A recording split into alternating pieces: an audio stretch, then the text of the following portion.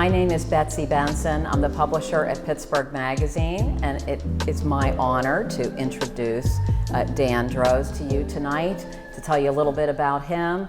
I'm certainly just happy to be invited to be in this room with a great artist in Pittsburgh in our midst. It's a very terrific thing. He, of course, had a very respectable career as a designer, a marketing consultant, and a professor at Carnegie Mellon University. Since then, his works have been shown in over 50 solo and juried exhibitions and commissioned for both public and private venues, including large sculptures in downtown Pittsburgh. The Gathering is one I'm particularly fond of and that I've written about. The entrance of the Museum of Art and History in Los Angeles, and the commercial and many private collections.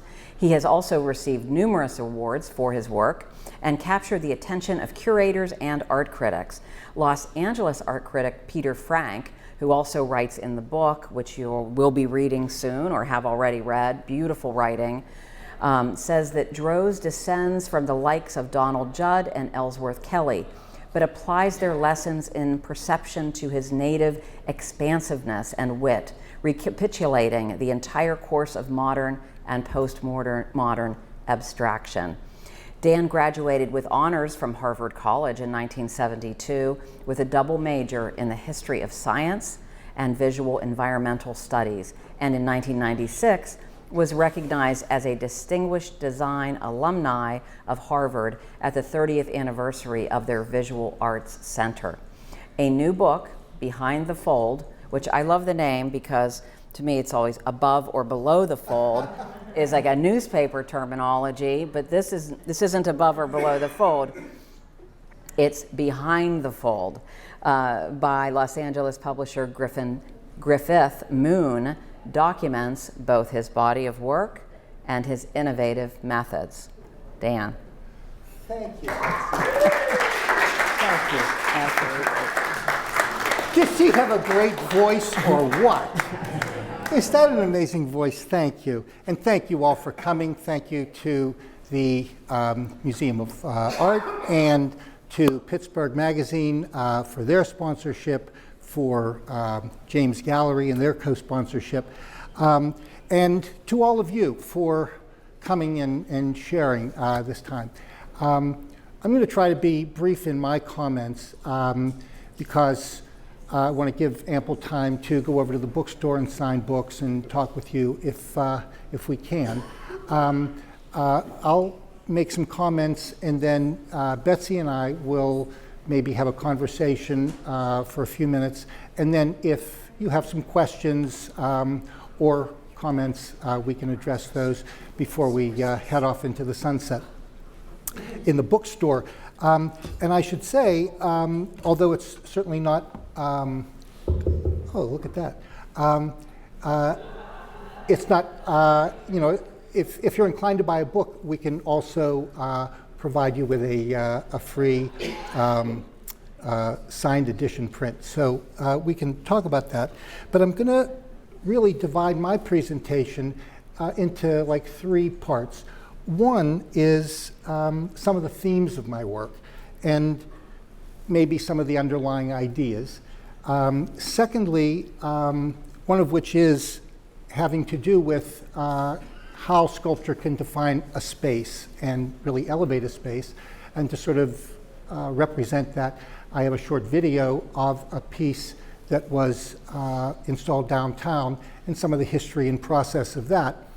And then going to introduce you to a few spreads in the book just to explain some particular pieces and the process that was used and how some of those pieces correlate to some of the themes that we will talk about. In terms of the themes of my work, let me begin with the title of the book, Behind the Fold. So this has both a literal and a figurative meaning. And although I've evolved through a number of phases or bodies of work, much of my work has to do with folding. And one of the things which is sort of interesting about folding is that if you take, and I'll just use this print that you'll be able to take home, you can see that if you fold something, whatever you're folding gets hidden. You can't see it anymore. But you know that there's something there, because in the case of where I have these little die cuts, you can see that that information that is now here came from the reverse side. So you know there's something back there, but you don't know what. And in fact, in much of my work, that idea that much of what is there you can't see. It's hidden, or it is in some other way camouflaged. So that idea that what information or ideas are behind the fold has that sort of literal meaning, that there's information behind the fold. But there's also a much more figurative, or let's say metaphoric idea. I think we can all agree that much of what we experience in the world, or even in our relationships, is only part of the story. So we read the paper, or in politics, or in marketing, and what we hear or what we see seems like the whole story, or it seems like we're getting most of the story. But the deeper we delve, or the more we understand, the more we realize how much we're missing. So that metaphoric meaning of behind the fold has to do with a much broader idea that we're missing a lot, even as we're out there, kind of exploring and really trying to understand. Now, I first, started to think about this idea actually when I was a teenager. And like a lot of awkward adolescents, I got interested in magic and ultimately became a professional magician, which I continued to do in college. And in magic, you have two simultaneous realities. You've got what the audience sees and what's really going on. And that idea that you can actually have two simultaneous realities that are actually both in some respects authentic, but completely different, was a sort of fascinating idea to me. And, well, let me demonstrate.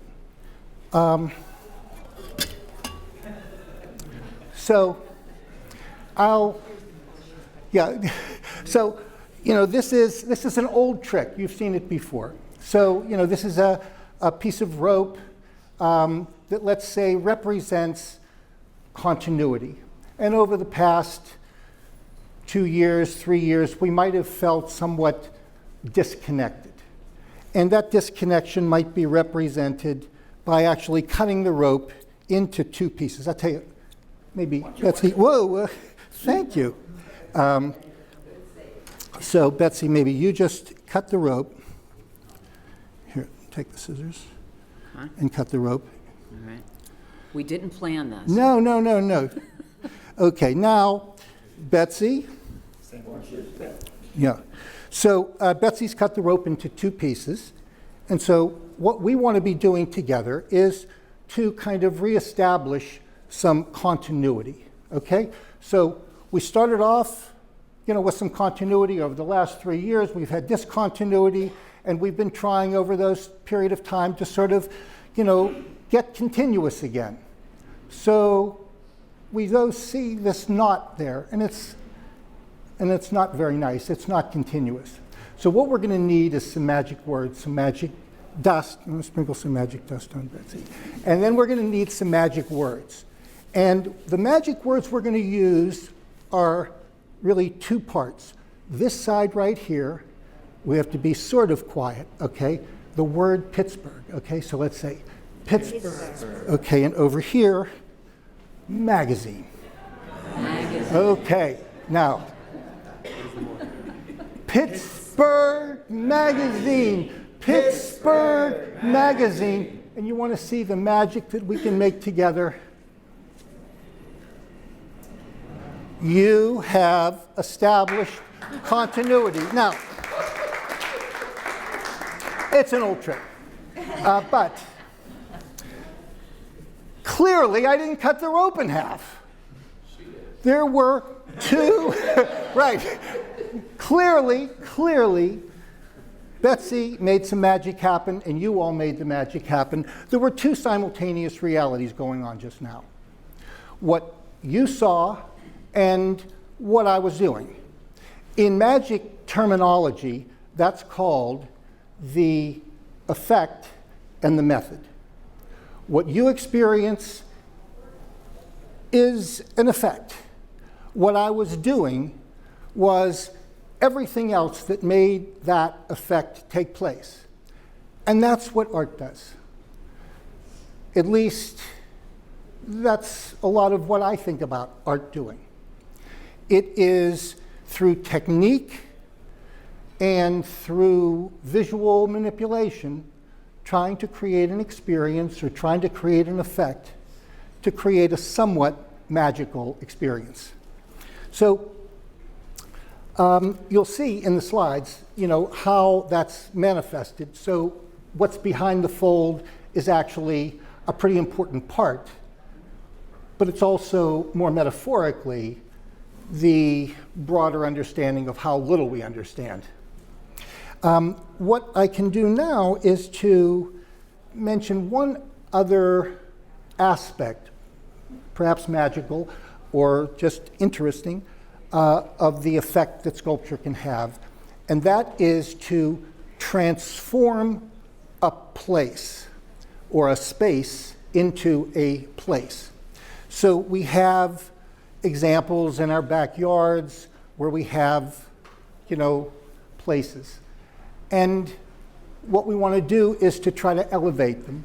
And one of the things that sculpture can do is to transform those spaces into either magical places or interesting places. To exemplify this, or to at least reflect on how this was done in one case, I have a video. When I was growing up, there was this sculpture at the entrance to our local park, and we used to say, let's meet at the sculpture. I always loved that, a sculpture kind of establishing a place to gather.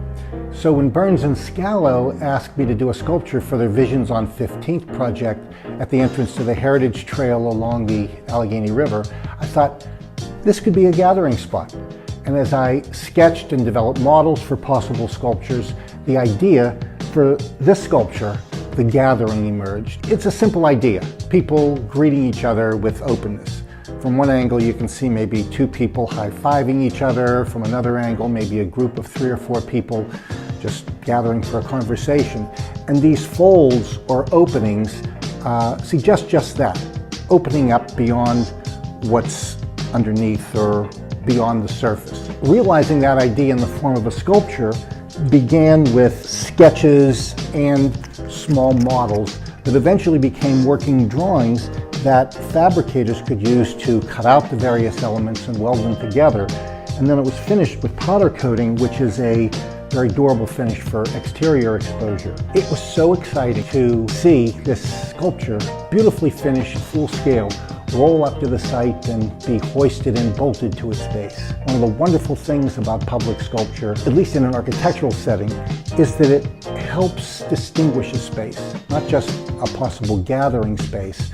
It actually helps define a space and provides an opportunity for so many more people to engage with art and maybe expand the way they see the world around them. My hope is that people will stop there on the way to the Heritage Trail, or tenants and visitors might enjoy lunch or coffee together and pause and start a conversation with someone new. It's really gratifying to be part of defining a new space in my own community and actually being able to see the effect of public sculpture, or at least the possibilities that sculpture can have in elevating a space.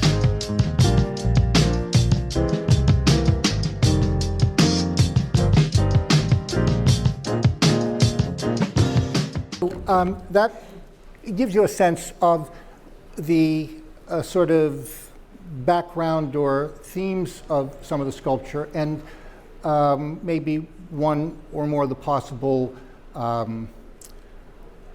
magical effects that it can have.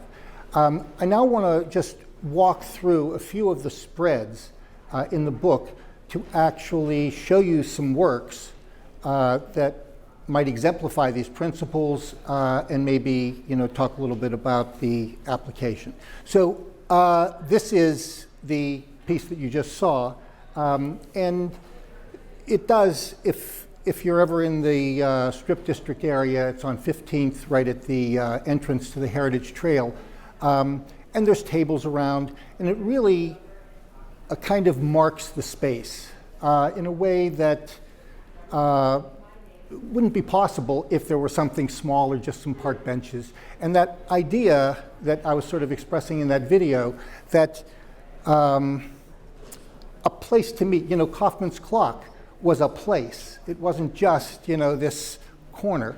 And there are other occasions where you have memories of a particular setting or a particular space that is defined by an object like a clock or a piece of sculpture.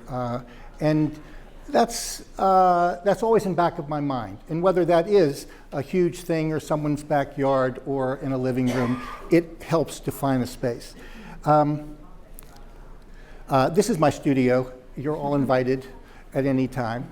And you can see there's a pretty broad range. I start with maquettes. Those are those small things in the front. And you can see a bunch of those. These are either models or small versions or small sculptures. And very often I work in that scale, and actually many people have gotten sculptures that size, but that gives me a chance to sort of develop the idea and the scale, and I can change the color. This piece right here, actually all three of these pieces were 3D printed, but some of these are made much, much larger in the same or other materials. Many of my pieces are large pieces, so they are commissioned for one setting or another. This one was in the Pittsburgh airport for a while. That one's in a downtown office building or downtown apartment building. And you see how that idea of folding is sort of demonstrated, even though these are very large pieces of metal. When I cut them with a CNC and then able to fold them, much like paper, there's nothing removed, so to speak, and there's nothing added. That panel, if it were folded back together, would be one piece. And that's also true with many of my other wall pieces and freestanding pieces. Here's another example. Look familiar? Yeah. That piece on the right is in Bridgeville, and in downtown Bridgeville. And even in a sort of less, let's say, open space, like the one downtown, having that sculpture on the main street creates a different kind of experience when you're walking down, I think it's Washington Avenue or Washington Street in Bridgeville. And if you're there, you can actually see the effect that it has on people walking by and sitting next to the bench. This is a great example of that folding kind of illusion that I was referring to in this piece. So this piece is actually two parallel panels. And these yellow pieces right here are folded from this space right here. So this folds up to create a whole other pattern on the front. But the back is also a painting, because in order to get that on the back, there had to be that color on the other side. And so we know, even though this picture has its own pattern and its own design and its own perspective or optical illusion, that there is a lot going on behind that front plane that we will never see. And that idea that it's behind the fold or simply impossible to see because it's been intentionally concealed is that more metaphoric understanding. This similar idea, which is just a white box, and it looks very simple, but the longer that you look at it, you sort of realize that there's this glow coming out of the inside. That is not a light. That's fluorescent paint on the reverse side of that front angled panel. You can't see it. The space is a little bit too small for you to sort of get down in there and see it. But it has the effect of changing the way you're viewing it, even as you're viewing it. And you're realizing that something is happening as your eyes adjust to that reflection while you're watching it, even though, unless I just told you that it was fluorescent paint, you might have some questions about what you were seeing. So what you can't see being a very important part of the experience and or the magic. Similar pieces, also things going on the other side. Again, too, these pieces are one piece of metal, simply folded. There's no welding, there's no additional material added.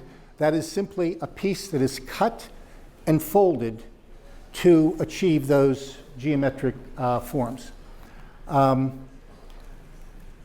Here's a situation where, same idea, it's almost like, you could do this at your desk with a little X-Acto knife and cut it and make a little, but here too, you have the thing that's going on in the front. You also have various colors of fluorescent paint in the back that's creating glows, not causing all of this color, because that's a little bit of a deception, but creating these glows from above and below, behind the fold. There's some other things that I've been working on too, or have worked on, that involve folding or other manipulation that is not metal, that has required, much like in magic, you have the effect and you have the method. In order to get glass to bend that way, I should say, glass doesn't bend that way. It does not like to bend that way, and when you go to the glass center and you say you want to make something like that, they will tell you glass doesn't bend that way. But I believed them, but I wanted to understand how glass did bend and what the processes were, and so developed a method, much like cutting a rope in half and making it come back together, a method that would allow me to make that magic happen. And I will tell you the secret, because it was a bit of an invention. So I came up with various sizes of this device that has torsion springs, and this thing is impervious to heat. And when this goes into the kiln, and I fold these down, I mean, these are springy things. When I put the glass on here, and it melts, and I've already cut the glass, these little panels push the glass while it's molten to a point where gravity then, it'll stop here, where gravity will then allow those petals of glass to fall by themselves.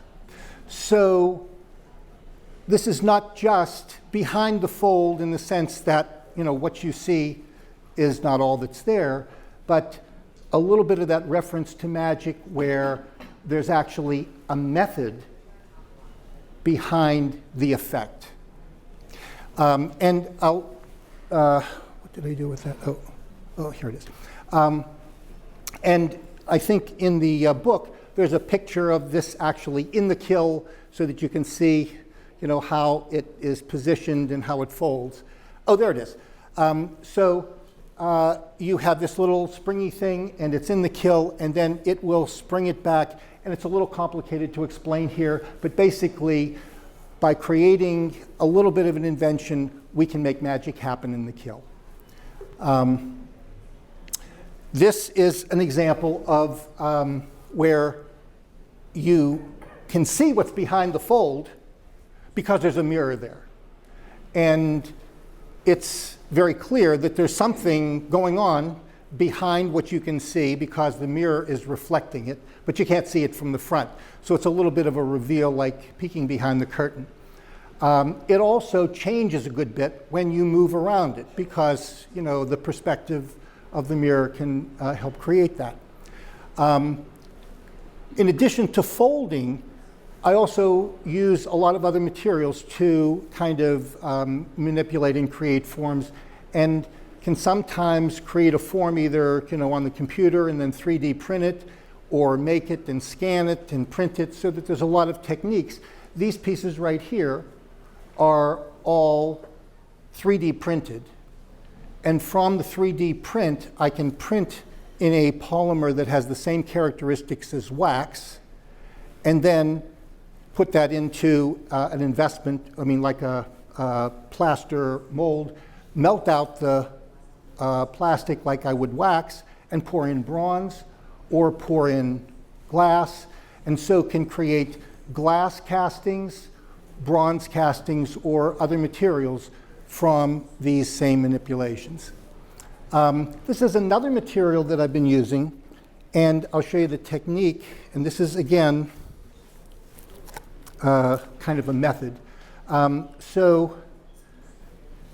This is a piece of wire mesh that I have crocheted in India. It takes a long time to crochet this. And I get these in rolls, and they come flat, and they're very flaccid. It's like metal threads. And so I can put this around a plastic tube, and I can expand it and make it into a tube, and they're long, and I can manipulate them, but they have no structural integrity. They're just, floppy. So I had to invent a method for giving something like that previous slide a form. And so I expand these and then very carefully pin them to an armature. This is how they look coming off of a plastic tube. This is how it looks in a roll that's all flat. And so I wrap them around a plastic tube and expand them, and then carefully pin them to an armature, and then put the whole thing into an annealing oven, a large oven that makes them rigid. So that when you see this piece floating less than a pound or two in the air like a cloud, that happens to be about 4.5 or 5 feet wide, you wonder how that thing maintains its shape. And even if you touch it, you would not believe that it is holding that shape because of how the metal is annealed, or how it gets hard. So that we can create effects through technology, or through experimentation, or through what we'll think of now as the method that makes the magic happen. Here's another example of those. And then finally, this is actually a funny story, but again, an example of how sculpture can define a space, but also my own uncertainty or confusion about what the right piece should be, and or what people like in my sculpture. And this is a weird thing, that I'm out there, making this piece and that piece, and I'm thinking, oh, this piece is brilliant. Oh, this piece is so great. Oh, look at how beautiful that is. And no one buys it, or, curators look at it and they say, oh, that's really nice. And then some pieces, they say, I want that piece. And another person says, I want that piece. And it's curious to me. This is an example of that. So this piece is exactly the same sculpture that we saw in that first slide and we saw in the video, only it's a different color. The director of the Museum of Art and History saw a picture of that blue sculpture, and she said, I want that sculpture in front of our museum, only in a different color. And I was curious. I said, so what is it? Well, it will help really define our space. The title of the piece downtown is called The Gathering. The title of this piece happens to be called Greeting. And the idea that, this piece of sculpture that just she saw and said, yeah, I want one of those, because of how it defined the space, was really a way for me to better understand the role that the sculpture can play in really defining a space and elevating architecture and or other spaces. So that gives you an overview. The book has, as Betsy mentioned, some great essays and many more photographs of techniques. I want to leave time for some questions. So we're still good. So Betsy, you might have some questions. We can sit down or and then talk for a chat for a minute, and then maybe some questions. Yeah. I have a question. Yeah. Can you tell us a little bit from your early training about what's behind your folding? I had a teacher at college, Toshiro Katayama, who was Japanese, and he was both a sculptor and a designer.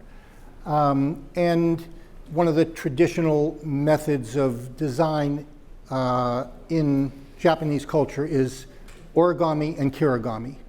Origami is where no cutting. Kirigami is where you can cut.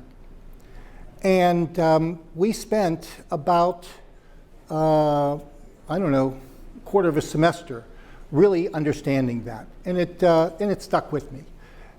The idea that folding and cutting could also have that sort of symbolic or metaphoric meaning was something that I sort of read into it. So we can. Sure. I was going to ask you, and I think there'd be probably tons of great questions right here in the room, but you have an artistic side. You're a magician, but you're also mechanical. Yeah. So you don't just have two sides. You're multifaceted. On the mechanical side, I was intrigued by the fact that your father was a woodworker and a welder, and how that kind of informs your work. And I think of it almost as a, kind of a manufacturing part of what you do. Yeah, and a big part of my history was working for my dad from the time I was like 8 or 9 years old. He had a welding shop in our garage, and he taught us how to weld, and he taught us how to use tools, and ultimately he made iron railings, the railings that go up staircases. And when his customers started putting in wooden railings instead of his iron railings, he said, well, I'll make wooden railings. So we got saws and a lot of other equipment, and so I was fortunate to have an exposure to those things. And I do think that having a workshop in your basement is a really good idea. Very good idea, apparently.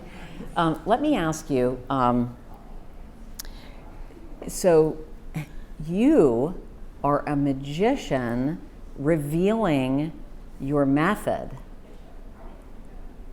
Yeah. Now, magicians, they keep the method secret. Yeah. But you have this beautiful effect in everything that you do, and you're revealing to us the method, the secrets that you are applying to create these things, and it's fascinating. And I just wonder what your thought process is about that and sharing that. Yeah. I'm not going to do it tonight, but I will tell you that even if I showed you how to do the trick that I just showed you, cutting the rope in half. We couldn't do it. You couldn't do it. And so there is the method, but there is also how the method is executed that will make the magic happen. And I'm not quite sure what the formula for that is, but I don't mind giving away the secret that I have an armature to make mesh sculptures, because I know that if you tried that in your basement, it would take you a while to figure out how to do it. And so it's a little bit of the secret, but not the entire secret. What did the glass artists at the glass, Right. What did they say when they saw you create those folds with that device? Right. There was a bit of incredulity. I mean, there was, first of all, I should say, just like I was explaining, it was not, the first time it didn't work very well. Actually, even the third time it didn't work really well. So I had to write a lot of checks first and have the confidence that it could work. And by that time, people were more on board. Basically, I was hiring people, and this is my basic technique. I don't really do anything. I ask people who have expertise in a certain area to help me. And so at the Glass Center, I just hired everybody. And some people were good at, the kill work, and some people were good at bonding the glass pieces together and so forth. And over time, everybody got on board, and I was saying, this doesn't work, we're keeping at it, and if it fails, at least you're paid. Mm-hmm. So. One thing I'd like to ask you is, reading the book, which is just beautifully written, as I said before, just the essays and the commentary, it really puts Dan Droz, it frames your art in such a beautiful way, and in the context of all of the various schools and the various movements in art. But the thing that kept occurring to me was the intellectual part of what you do is beautiful and fascinating. But what is it that really drives you? I was talking to my daughter about that today. Becca, maybe you can answer that question. I don't know. I think the reason I became interested in doing sculpture was because, having had a career, and a satisfying career in design, the whole field was changing to the point where it wasn't as much fun for me anymore. I think secondly, as you pointed out, I do have a background in making things.